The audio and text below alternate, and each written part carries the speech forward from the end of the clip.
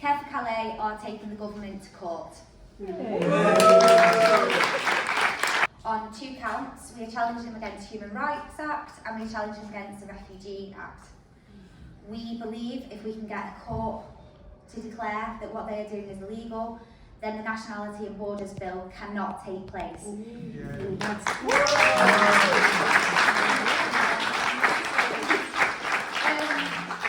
In the meanwhile, we know that people are being taken to deportation centres. We have spread the word. What happens at a deportation centre, it's not very nice. You receive a letter and then a week later you get taken there, your phone is taken off you.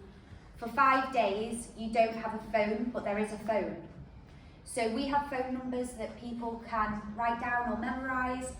If they phone us from there, a lawyer will be there within the day. Someone will fight your case. And for us it's really important because getting the court sort of ruling is a long-term thing. It's not going to happen overnight. So we have these processes in place. And that brings us on to what else we're doing in the meanwhile.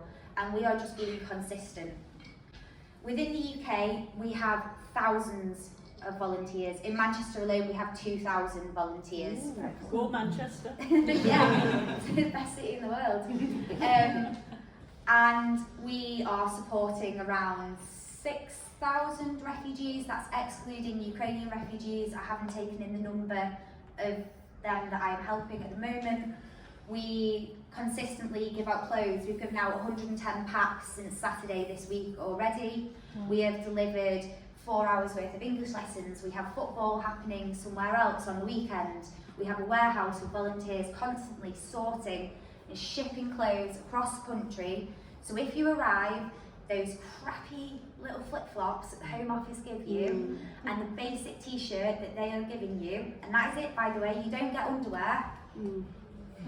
We will arrive with socks, with joggers, with trainers, with a jumper, and we'll bring a football, a smile, a leaflet to get your legal aid, and we will continue to be consistent.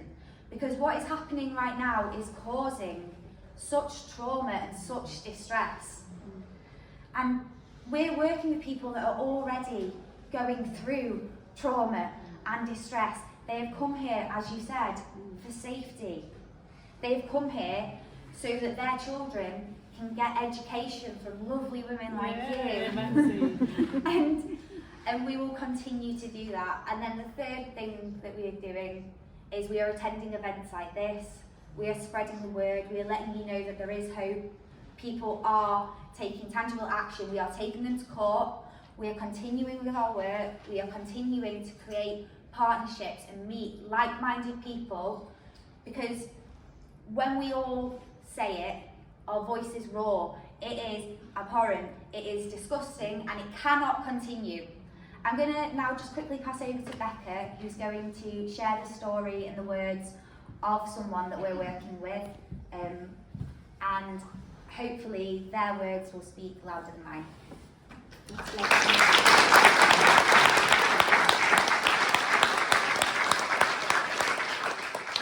Thanks everyone. So when Maddy said that we were coming today, we had someone in mind that I've recently been supporting who's been here since January.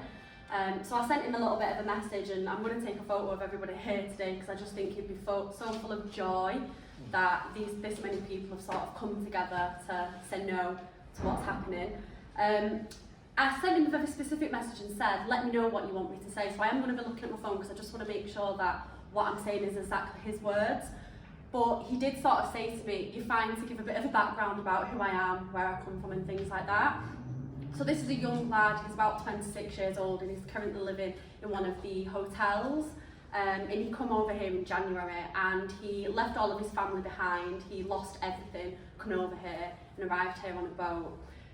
When he first arrived here, he didn't arrive first in Manchester, so when he arrived here, he was very confused about where he was going to go. And not only did he get taken to several different places, when he did arrive in Manchester, he didn't know whether or not this was going to be the place that he would sort of stay for a long time. And then when the announcement was on the news about the deportations to Rwanda, he was already struggling significantly with his mental health. He was already on antidepressants from his GP, and we got a call off him in crisis saying, what do I do now? What's going on? I thought that this was a welcoming place. I was finally settled in a hotel. I was finally, getting stuck into things. What now? So I went to see him that day and just spoke to him, and it was really difficult because usually there's lots of things that we can do and lots of advice that we can give, but like it's already been said today, we don't really know where we stand with this either. But he said that he wanted me to say, he asked me to pass on the following message. Where is the human rights in which your country is always talking about on the TV shows, magazines, radios and social media? There is no human rights for us.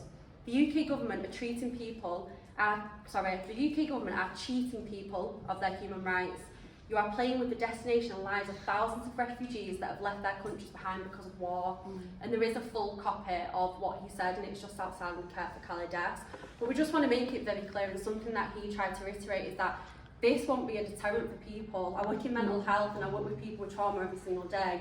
We know that when people are traumatised, they do fight or flight. Yeah. When they're getting on that boat, they're not thinking about what's going to happen at the other end. Yeah. They're thinking that initial response is not going to deter people from coming. We need safe, legal routes for these people. Yeah. Ukraine has shown that it can be done. Yes. Yeah. It can be done if we want to. We just need we really need to stop scapegoating and using distractions as a way of managing this situation. We need to start leading with compassion and humanity.